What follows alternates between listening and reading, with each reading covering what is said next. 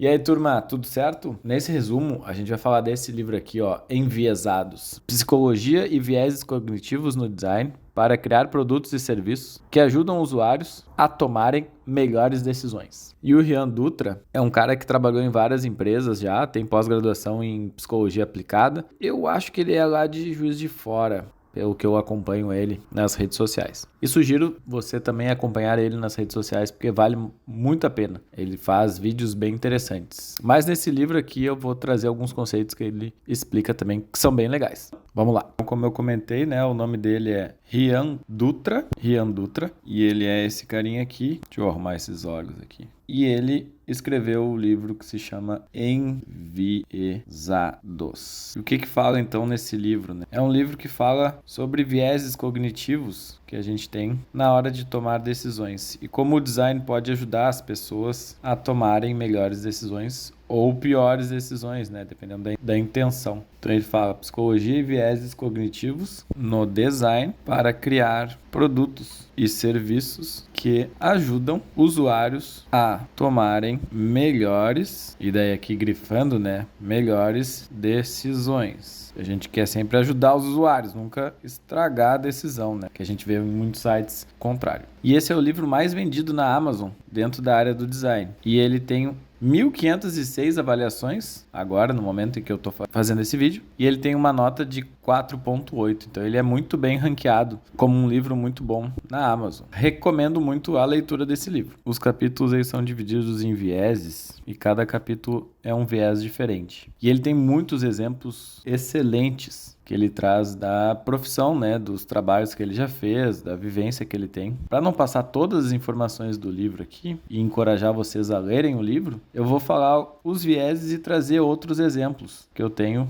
das minhas referências. O primeiro viés que ele fala no livro é o viés da ancoragem. O que é o viés da ancoragem? Tendemos a confiar muito mais na primeira informação que recebemos. Ou seja, quando a gente tem um site, a gente confia mais naquilo que a gente vê primeiro do que as outras coisas que são apresentadas depois. Um exemplo clássico disso é aquelas promoções assim, onde tem 199 e daí não é 199, mas está agora por apenas R$29,90. E daí tu pensa, nossa, agora tá uma promoção boa, porque se antes era 199, quer dizer que o R$29,90 tá muito bom. Então, aqui a gente fez uma ancoragem de preço, né? Onde a pessoa primeiro viu 199 e agora, percebendo que é R$29,90, ela acha que é mais barato e que vale a pena. Eu gosto muito dos cursos que tem, por exemplo, na Doméstica, mas a Doméstica, por exemplo, é um site que faz muito isso, né? Eu acho que eu nunca vi um curso no preço original, que eles dizem que é, mas sempre tem lá cursos por R$29, R$22, R$18, mas o original era R$200, R$159. Esse sentido é a ancoragem. A gente acredita na primeira informação e isso gera uma âncora para a gente acreditar que ela é mais verdadeira. Então vou desenhar uma âncora aqui para a gente não esquecer desse primeiro viés, que seria o viés da ancoragem. Depois nós temos o viés da aversão à perda. Sentimos dor em perder algo 2 vezes maior do que o prazer de ganhar alguma coisa. Imagina se tivesse 2 botões, né? Um botão para um clique aqui de promoção e o outro que é para fechar, não querer a promoção. E imagina se tivesse, quero perder essa oportunidade. A relutância que a gente tem para clicar esse botão é muito maior do que só ter uma informação assim, dispensar ou fechar. O fato de mostrar para a pessoa que ela está perdendo essa oportunidade, ela vai ter essa aversão à perda. Ou seja, todas aquelas promoções, todas aquelas chamadas, né, aqueles vídeos no YouTube que é não faça isso antes de, ou você não pode deixar de saber tal coisa, ou você está fazendo isso errado, não faça isso antes de, tudo isso tem essa questão de ter uma aversão à perda. Por isso talvez que até os haters têm muito mais impacto do que um comentário positivo, né? A gente, quando vê algum comentário maldoso, algum comentário ruim, a gente tem atenção maior naqueles comentários. A gente tem a tendência a se fixar mais nisso, né? Porque a gente Então a gente tem esse sentimento de dor de perder algo 2 vezes maior do que o prazer de ganhar. Depois ele fala sobre um conceito que é: a gente gasta muito mais quando a gente não vê o dinheiro. Terceiro viés seria o viés, que é o viés cashless, um efeito cashless, que ele chama no livro de efeito cashless. Ou seja, quando a gente não vê o dinheiro, a gente tem a tendência a gastar mais. Então, por exemplo, na Amazon, a gente tem a compra em um clique. É muito fácil a gente comprar algo com apenas um clique, né? E se a gente tivesse várias etapas, talvez a gente tenderia a pensar mais, refletir mais e talvez não tomar a ação de gastar aquele dinheiro. Mas muitas vezes a gente acaba gastando de forma desnecessária porque a gente não está vendo aquilo, né? O que a gente mais cai em pegadinhas são as assinaturas automáticas, né? Onde se renovam automaticamente e a gente só vai ver depois que renovou, que aumentou o preço ou que a gente nem queria mais aquele serviço. Isso a gente tem que cuidar bastante na hora de comprar algo. O quarto viés que ele traz aqui é o viés do custo afundado. Ou seja, no viés do custo afundado, relutamos a desistir de algo se investimos muito tempo ou dinheiro naquilo que a gente está investindo. Uma estratégia daí dentro do design é a gente poder dar algo para a pessoa poder utilizar e ela gostar tanto daquilo que depois ela não quer mais deixar de usar, porque a gente vai ter um custo na hora de não poder mais utilizar. Todos aqueles sites onde tem 30 dias grátis, 7 dias grátis, isso faz com que as pessoas utilizem gratuitamente, façam muita coisa dentro desses sites e depois na hora de ter que desistir, ele vai pensar 2 vezes e vai ver o benefício que tem aquele produto. Um exemplo que me vem muito aqui nesse sentido é, por exemplo, utilizar gratuitamente aplicativos de armazenamento como o Dropbox. Eu utilizo o Dropbox e a gente pode armazenar as informações lá dentro por um determinado tempo gratuitamente e por uma quantidade de espaço limitada, né? Mas depois que a gente vê os benefícios, é muito difícil a gente não conseguir mais usar esse produto porque ele já está inserido nos nossos hábitos. Ele já está inserido na nossa vida e o custo que a gente vai ter, né, de tempo, de dedicação para sair, para não utilizar mais esse aplicativo é muito alto. Então a gente acaba resistindo. E esse seria o viés do custo afundado, que tem relação daí com esse próximo viés aqui, que é o viés do status quo. O que é status quo, né? É deixar aquilo do jeito que está na situação atual, naquilo que já é normal. Nós deixamos as coisas como estão, mesmo que hajam alternativas mais vantajosas. Um exemplo de um supermercado, por exemplo. A gente colocou no carrinho do supermercado um produto, mas esse produto é mais caro e a gente viu depois um produto mais barato numa outra gôndola e a gente, eu queria pegar aquele outro produto, não quero mais esse produto aqui. Para a gente trocar ele, a gente vai ter que voltar lá onde ele estava inicialmente, vai ter que deixar, vai ter que voltar para pegar o próximo. Então a gente tem a tendência de, não vou fazer todo esse trabalho, vou deixar como está. Por isso que em supermercado a gente tem toda uma ordem, né, de gôndolas e de produtos para que a gente facilite a decisão do consumidor ou que ele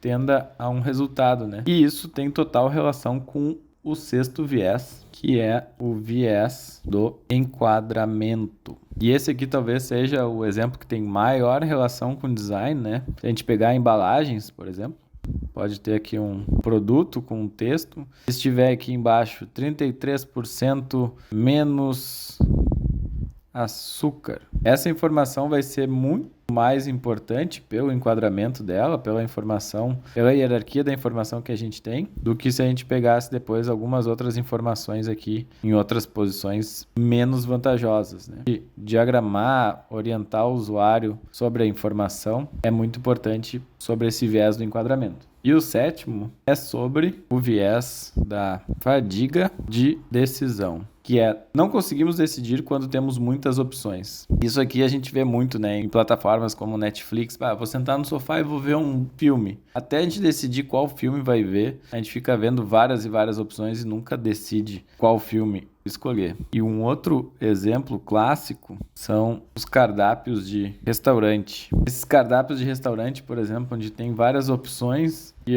não dá para decidir nenhuma porque são muitas opções e a gente não sabe exatamente o que pedir. E, por exemplo, é um restaurante italiano e daí vem tudo as informações estão em italiano também, e daí cada um vai ter um tipo de massa, um tipo de molho com acompanhamento, com entrada, aí tem promoção com a sobremesa. Daí isso vai gerando tanta informação para o usuário que ele acaba não conseguindo decidir e tem uma fadiga e acaba não decidindo corretamente por causa dessa fadiga de informação. Nós temos, por último, a heurística do afeto. Ou seja, as razões, elas são dominadas pela emoção. Muitas vezes nossas decisões não são totalmente racionais. Inclusive, recomendo o outro resumo que eu já fiz, que é do A Mentira da Racionalidade, do Tim Ash. Daí aqui nesse a gente tem vários exemplos, né? Um exemplo poderia ser colocar uma embalagem de sorvete muito menor do que a quantidade de sorvete que cabe nesse pote. Vai ter uma sensação de que a gente está comendo muito mais ou que a gente está pagando menos por um produto que tem bastante sorvete. Mas que na verdade é só uma percepção, porque se eu fosse colocar isso dentro de um pote maior, a gente tem uma sensação de que não é tanto sorvete. Esse aqui tem um estudo científico até bem legal, que é de sopas, onde eles colocaram um dispositivo embaixo da sopa para avaliar o nível de saciedade que a pessoa teria comendo uma sopa. E essa sopa, num dos casos, tinha mais sopa vindo por um tubinho interno e colocava mais sopa. Então a pessoa nunca ficava satisfeita, né? Ia cada vez entrando mais sopa ali e ela não via o fundo da sopa. Mas as pessoas tinham a tendência de continuar comendo sem perceber isso. Comiam muito mais do que as outras pessoas. Ficavam sem essa percepção porque elas não conseguiam mensurar exatamente quanto que elas estavam comendo. Isso é um viés que é bem interessante poder aplicar, né? Não só utilizar a razão, mas também questões emocionais na hora de tomar decisão. Todos esses viéses a gente pode aplicar eles de forma conjunta e sempre pensando em melhorar a decisão do usuário. Isso que eu acho mais interessante desse livro, porque ele tem muitos exemplos legais. Ele tem essa parte aqui, que é uma parte onde ele fala para não esquecer o viés. E daí ele traz vários pontos específicos que te ajudam, assim, projete isso com antecipação, reduza as opções se possível, crie uma boa arquitetura da informação. Ele traz exemplos para ajudar o usuário. Não no sentido de que esses vieses podem ser utilizados para o lado ruim, para o lado negativo, né? Para tomada de decisão errada, mas para uma tomada de decisão correta, mais fácil e mais adequada para o usuário. E ele fecha o livro falando que a experiência humana é o que importa. Todos esses vieses não fazem sentido se a gente não pensar em UX design. Temos sempre que pensar na experiência que a gente vai ter. Porque, afinal de contas, mais do que usuários, nós estamos tratando com humanos. Então, nós temos que fazer produtos adequados para essas pessoas. Certo, turma? Vou agora deixar esse resumo bonitão aqui, fazer alguns desenhos mais, fazer alguns elementos e mostro para vocês no final o fechamento desse resumo. Beleza? Esse é o resumo do livro, Enviesados. Espero que vocês leiam o livro, tirem as próprias conclusões e usem esse resumo para sempre resgatar as principais informações do livro, para que vocês possam utilizar da melhor forma possível na vida de vocês os vieses cognitivos que a gente pode aplicar no design. Beleza? Aqui embaixo vai ter o resumo visual em alta resolução. Na Amazon vocês podem comprar esse livro. Eu recomendo fortemente que leiam. Uma leitura bem simples, bem fácil, bem pessoal. Ele escreve como se estivesse conversando contigo e traz exemplos da vida dele. Isso faz com que a leitura fique muito mais fácil, muito mais clara, muito mais gostosa de se ler. Nos vemos no próximo resumo. Um abraço e até a próxima. Tchau!